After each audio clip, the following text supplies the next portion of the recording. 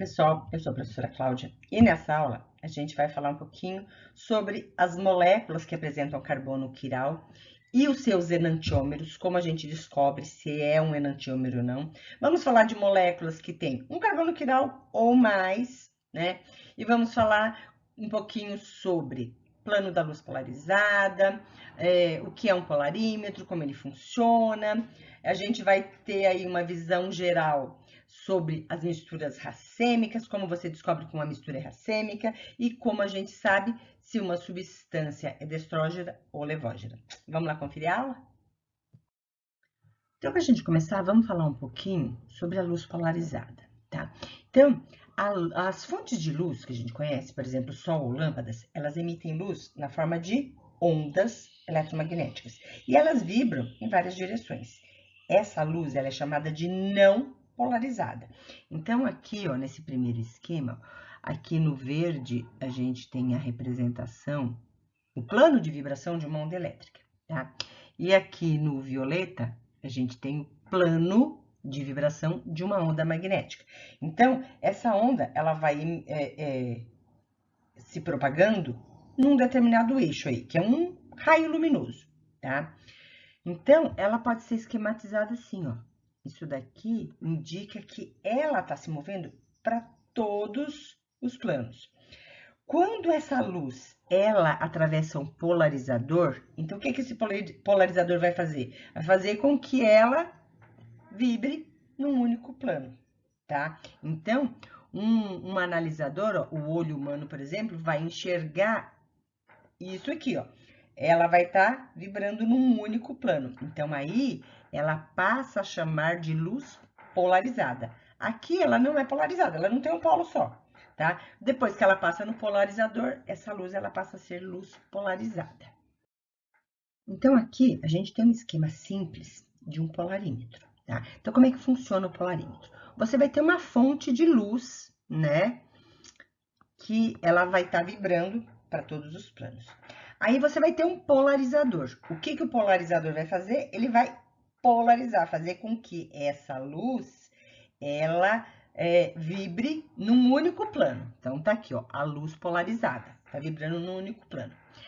Aí você vai colocar, dentro do polarímetro tem um espaçozinho que você vai colocar um pouco da substância que você quer analisar, tá? Que é a substância que vai ter o carbono quiral, ela vai ter moléculas assimétricas. Aí, quando você coloca ali dentro, essa substância, ela pode mudar o eixo dessa luz polarizada. Ou ela pode mudar o eixo para a direita ou para a esquerda, tá? E esse ângulo de rotação pode ser medido pelo polarímetro, tá? E aí você tem um analisador, esse polarímetro ele está acoplado a um analisador, pode ser num computador, e aí você consegue saber qual é o ângulo de rotação que essa substância pode provocar nessa luz polarizada. Então, para você saber se esse ângulo de rotação é para a direita ou se é para a esquerda, é só com o polarímetro. E lá no polarímetro, você consegue saber exatamente qual é o ângulo de rotação, tá? Se são 9 graus, 27 graus, enfim. Para cada substância que você analisar, ela vai girar essa luz polarizada ou para a direita ou para a esquerda, né? Se for para a direita, ela vai chamar destrógena, se for para a esquerda, é levógena, mas isso você só consegue saber com o polarímetro, tá? Oi pessoal, eu sou a professora Cláudia e nessa aula a gente vai falar um pouquinho sobre as moléculas que apresentam um carbono quiral. Então, para todo mundo lembrar o que é um carbono quiral, a gente vai dar o exemplo da alanina. Então, a alanina, ela tem esse carbono aqui ligado com 4 grupos diferentes, ó. NH2, C dupla O, OH, hidrogênio e CH3. Então, esse carbono é um carbono quiral porque ele apresenta 4 ligantes diferentes, tá? Então, a alanina, ela tem essa fórmula, ela tem 3 carbonos, tá vendo? Você pode contar aqui, são 7 hidrogênios, ó, 3, 4, 5, 6, 7, 1 nitrogênio, tá aqui, e 2 oxigênios. Então, essa é a fórmula dela. A massa molar 89 gramas mol. A temperatura de fusão 258 graus Celsius. A densidade a 20 graus, 1,424 gramas por centímetro cúbico. O que a alanina tem de diferente?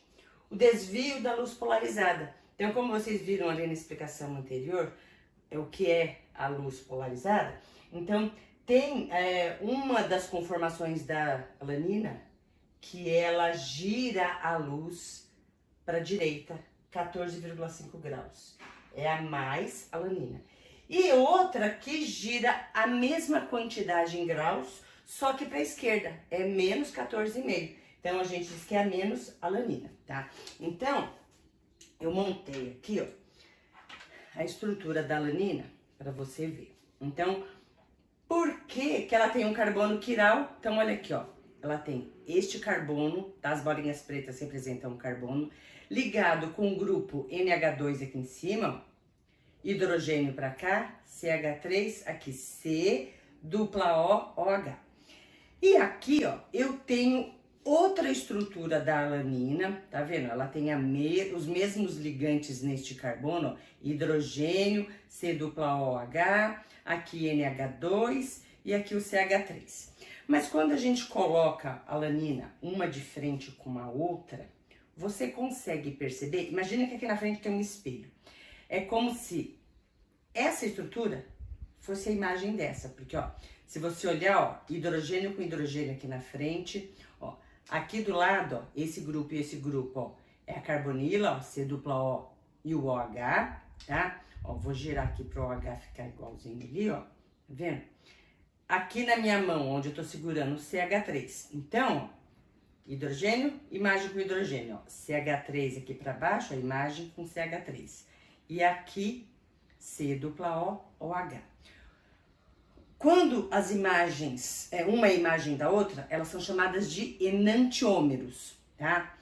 E se você tentar colocar uma molécula em cima da outra, a gente não consegue sobrepor. Então, ó, vou pegar e vou tentar colocar, ó, carbono com carbono, tá aqui.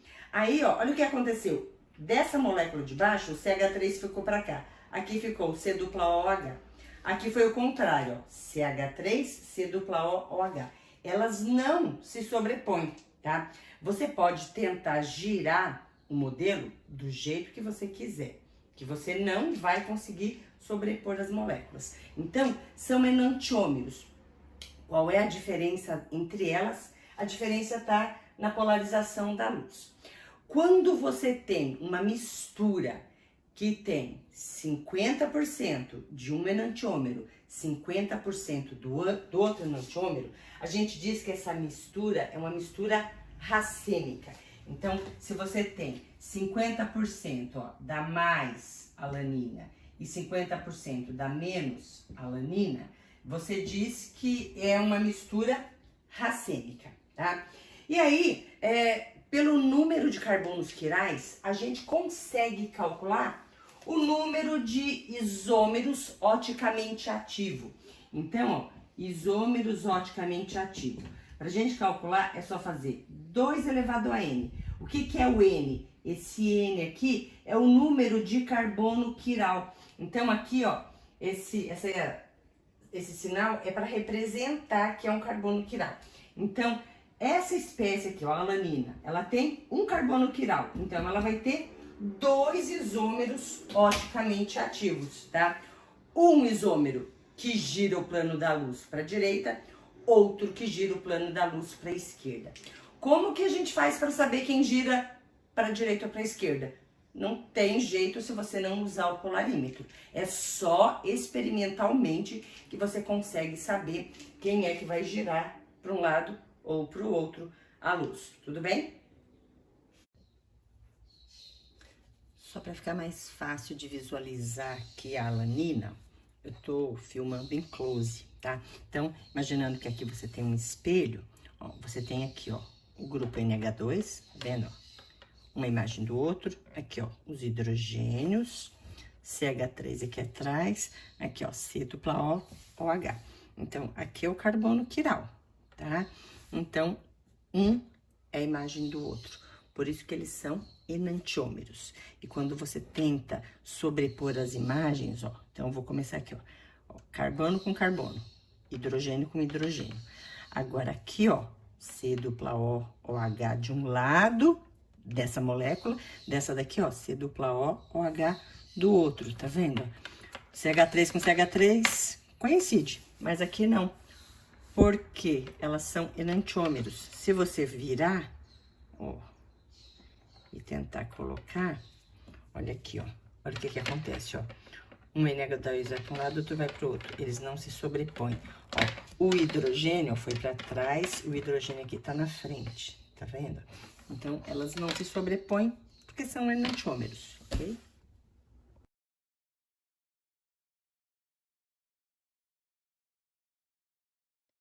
Ó, aqui no aminoácido treonina, a gente tem 2 carbonos quirais. Olha só, esse carbono aqui, porque ele tá ligado nesse hidrogênio, NH2, C dupla OH, e esse grupo inteiro, tá? Então, esse é um carbono quiral. Então, vamos marcar ele aqui, ó. Esse aqui também é um carbono quiral, porque, ó, tem 1, 2, 3, esse aqui é CH3, tá? 3 e 4 ligantes diferentes.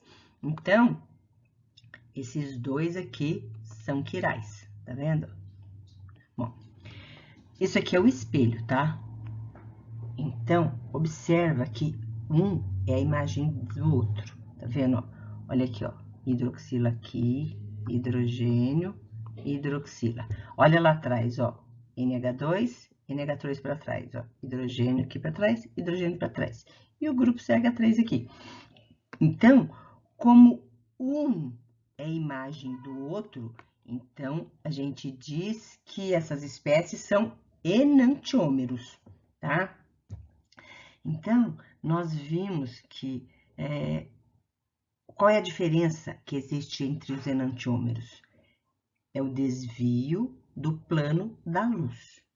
Se você colocar essa espécie aqui e essa daqui lá no polarímetro, um vai desviar o plano da luz para a direita, outro para a esquerda. E isso só é possível saber se você colocar no polarímetro. Então, aqui, um vai ser destrógero, quando ele desvia o plano da luz para a direita. Ó, destro vem de direita.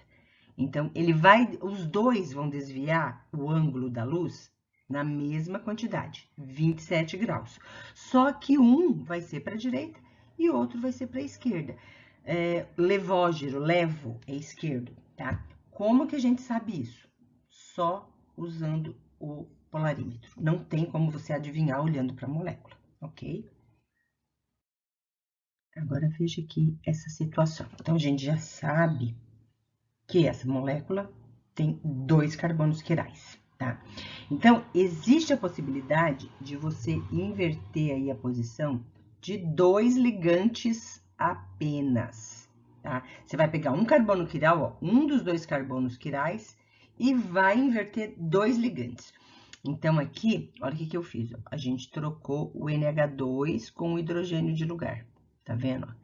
Então, só desse carbono quiral aqui, ó. O outro não, a gente deixou do jeito que estava anteriormente, tá? Então, continuou lá, C dupla OH, ó, no mesmo lugar. E aqui eles são imagem, ó. NH2 com NH2, o hidrogênio tá para trás, tá vendo, ó? Hidroxila, imagem da hidroxila, e o hidrogênio para trás, ó. O CH3 aqui, CH3 aqui. Então, nós temos mais um par de enantiômeros, trocando apenas a posição dos ligantes aqui de um carbono quiral, tá vendo? Você vai ter de novo, como uma imagem do outro, eles são enantiômeros. Então, você vai ter um destrógero, outro levógero. Aqui, esse par de enantiômeros, ele vai alterar lá o ângulo da luz polarizada de 9 graus. É diferente do anterior, que era 27, tá? Sendo que um vai alterar o plano da luz para a direita, o outro para a esquerda. De novo, como é que você sabe quem é destrógero e quem é levógero? Lá no polarímetro. Não tem como você adivinhar isso, porque isso é uma informação experimental, tá?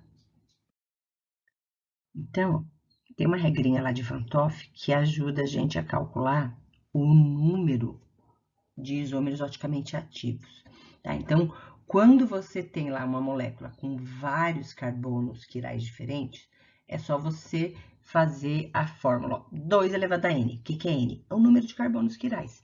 Então, essa estrutura tem 2. Então, para você calcular os isômeros oticamente ativos, você vai fazer 2 ao quadrado, que são 4 isômeros quirais, que foi o que a gente viu aqui, né? Tem os dois primeiros que giram o ângulo da luz de 27 graus e os outros dois 9 graus. Então, são 4 isômeros oticamente ativos, tá? Então, é só aplicar aí a regrinha de Van 't Hoff. Então, a mistura racêmica, ela apresenta 50% de cada isômero e ela não apresenta atividade ótica, porque compensação externa do desvio da luz polarizada. Uma desvia para um lado, outra desvia para o outro. Então, não tem atividade ótica. Para você calcular o número de misturas racêmicas, então, o número de mistura racêmica é sempre a metade do número de isômeros. Então, por exemplo, ó, no nosso exemplo, nós temos 2 ao quadrado, que é o número de isômeros oticamente ativos, dividido por 2. 2 ao quadrado, 4, dividido por 2, 2. Então, o nosso composto ele vai apresentar 2 misturas racêmicas, ok? Espero que tenham aproveitado a aula. Se gostaram, deixe seu like, deixe seu comentário, compartilhe com os amigos e se inscreva no canal. Se precisar, nós temos a playlist com vários outros assuntos, tudo bem? Tchau, tchau, pessoal!